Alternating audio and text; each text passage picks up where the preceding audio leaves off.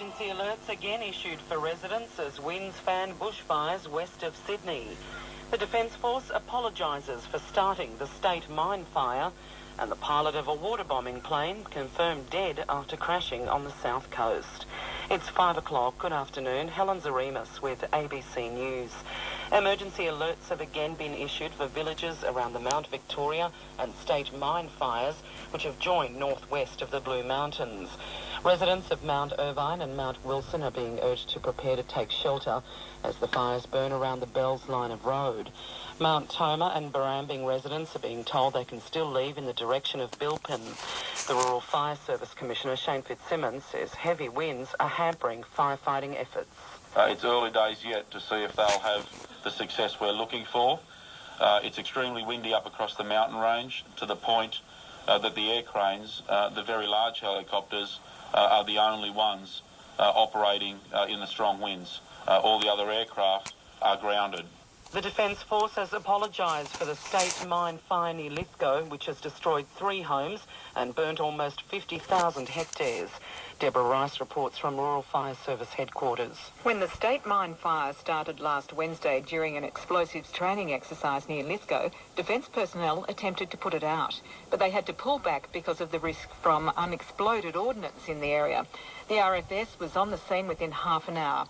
Air Marshal Mark Binskin says it was an accident and Defence will learn from it. Identify any lessons to be learnt for us and applied to practices and procedures not only at Marangaroo in the future, but possibly at other training areas around Australia. He said a number of Defence personnel have also lost their homes, and his heart goes out to all those who've been affected by the fires.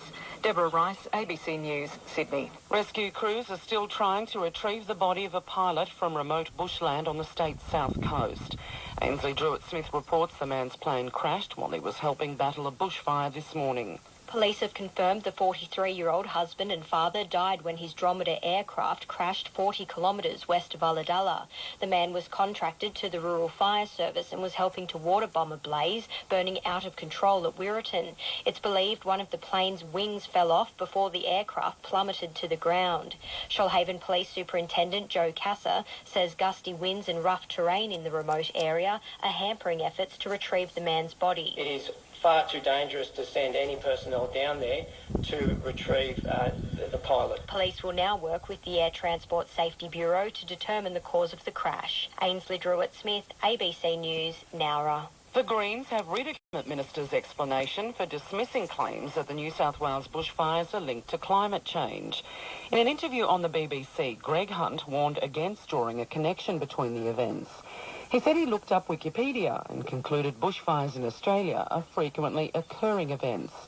The Greens leader, Christine Milne, says the effects of climate change are clear. Greg Hunt can look up Wikipedia as much as he likes, but he can't deny the overwhelming body of scientific opinion that is telling us we are living in a warmer, wetter world where we're going to have more intense extreme weather events, and we have to prepare for them.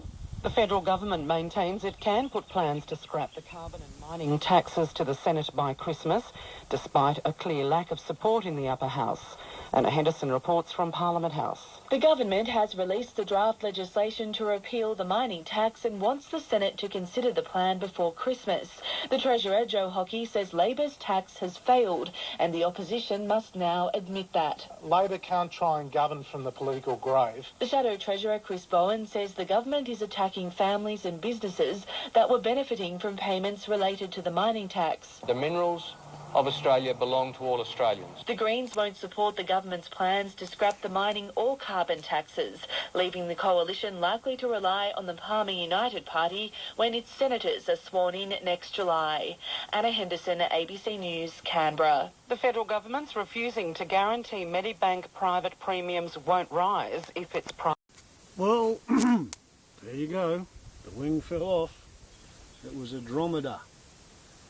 I'm not sure whether a dromedar is in fact an AT-802. Maybe it is, maybe it's not. I'm no longer totally au fait with nomenclature of civil aircraft used for commercial chemical dispersant, crop dusting, insecticide delivery and firebombing. But isn't it interesting? that our Environment Minister is getting flack from the Greens because he made some really ridiculous statements in England about how bushfires are normal in Australia. Just look at Wikipedia. Don't blame climate change or global warming. Don't blame carbon emissions. Oh shit, no, he's too busy trying to help Tony Abbott repeal the carbon tax because they don't care what the cost of emitting carbon to the atmosphere is in terms of bushfires and weather extremes, including floods and even unseasonal snowstorms, can be attributed to global warming, because if you disrupt the polar jet stream, then you get gusts of frigid air squirting from the poles into the temperate latitudes. But no, the Liberal Party doesn't want to accept that. They believe that everybody is going to keep swallowing the same pabulum they've been feeding the population for the last 25 or 30 years, ever since the scientists started to say you have to take global warming seriously.